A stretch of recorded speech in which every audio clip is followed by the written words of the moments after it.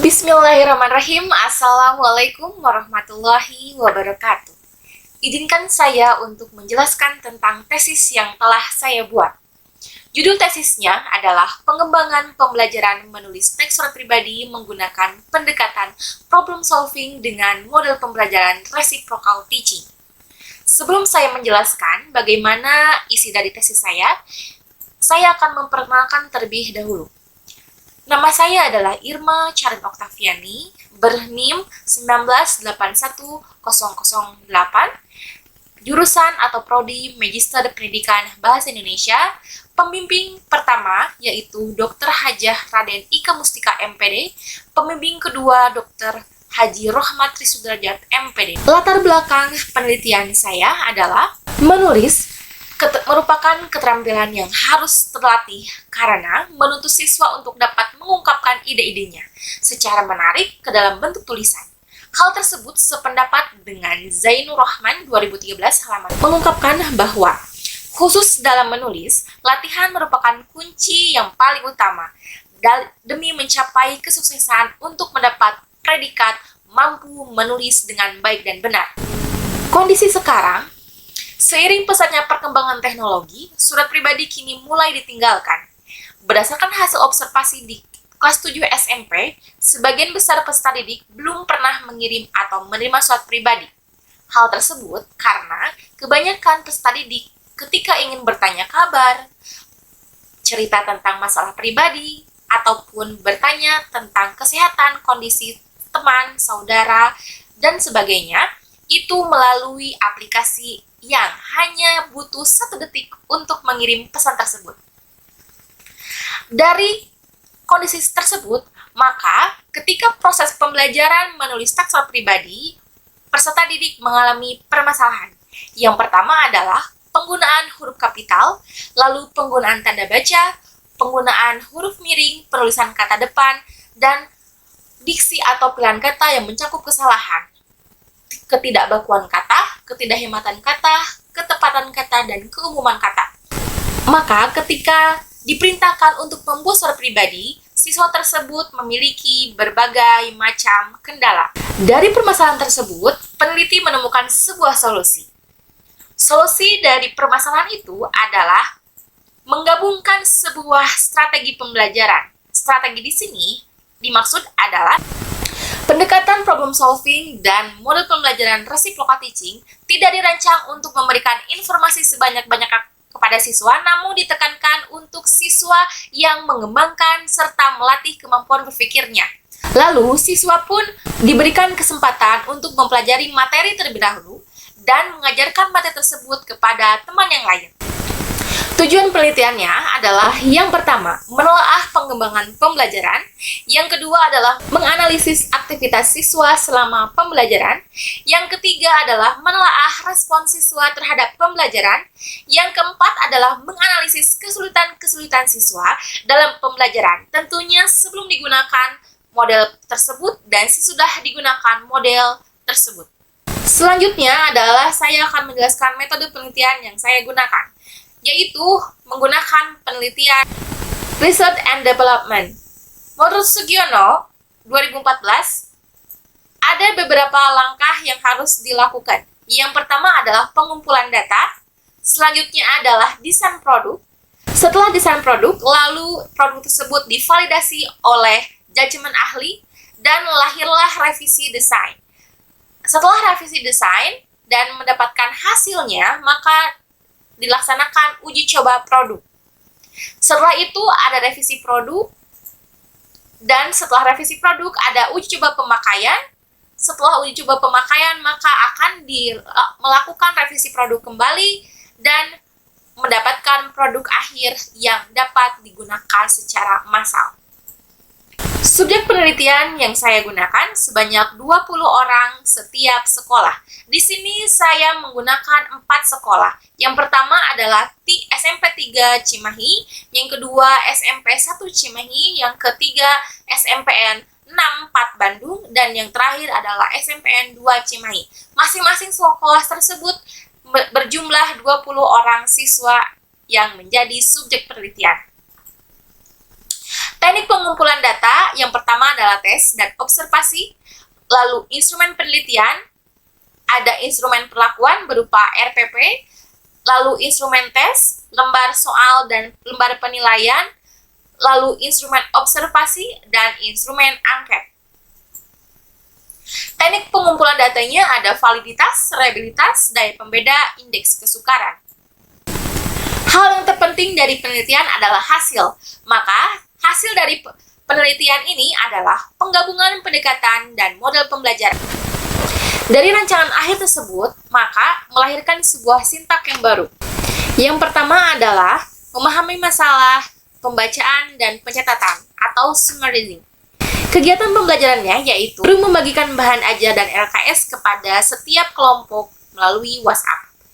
Kemudian setiap siswa diarahkan untuk memahami masalah yang dibahas dalam teks surat pribadi. Masalah tersebut tergantung dari subtopik dari setiap pertemuannya. Selanjutnya adalah guru sebagai fasilitator dan setiap siswa merangkum dan memahami materi yang akan dipelajari, dipimpin oleh siswa yang bertugas sebagai summarizing atau sebagai pencatat. Sintak yang kedua adalah merencanakan penyelesaian, menyusun pertanyaan atau questioning. Kegiatan pembelajarannya yang pertama, siswa mengolah informasi dari hasil pengamatan, lalu siswa yang berperan sebagai questioning memimpin diskusi untuk menyusun pertanyaan dan meningkatkan rasa ingin tahu, serta memotivasi siswa lainnya untuk belajar dan mengembangkan daya pikir. Sintak yang ketiga adalah melaksanakan rencana dan menjelaskan atau clarifying. Nah, di sini siswa melakukan pertemuan secara tatap muka melalui aplikasi berupa Google Meet. Setiap kelompok mempresentasikan hasil diskusinya. Siswa yang berperan sebagai clarifying ditugasi menjelaskan materi hasil diskusi kelompoknya dan kelompok lain menanggapi. Dan sintak yang keempat adalah memeriksa kembali proses dan hasil memprediksi atau predicting. Setiap kelompok berdiskusi, menganalisis, menalar, menyimpulkan informasi yang telah diperoleh tentang mengidentifikasi informasi, menyimpulkan isi, menelaah unsur dan kebahasaan dari teks surat pribadi, tentunya difasilitasi atau diarahkan oleh guru. Maka dapat disimpulkan dari semua rangkaian pembelajaran yang berperan aktif adalah siswa, karena siswa yang mencari tahu, siswa yang mendiskusikan, siswa yang menyelesaikan masalah, dan siswa pun yang menyimpulkan. Yang kedua adalah aktivitas siswa selama proses pembelajaran. Uji coba produk massal. Pelaksanaan tes awalnya dilakukan melalui Google Classroom dengan menggunakan Google Form. Lalu pertemuan ke-1 sampai ke-3. Contohnya adalah sebagai berikut: pemberian bahan ajar dan LKS melalui grup WhatsApp, lalu proses diskusi antar siswa, dan proses diskusi melalui Google Meet. Selanjutnya adalah respon siswa terhadap pembelajaran. Terakhir adalah uji coba produk.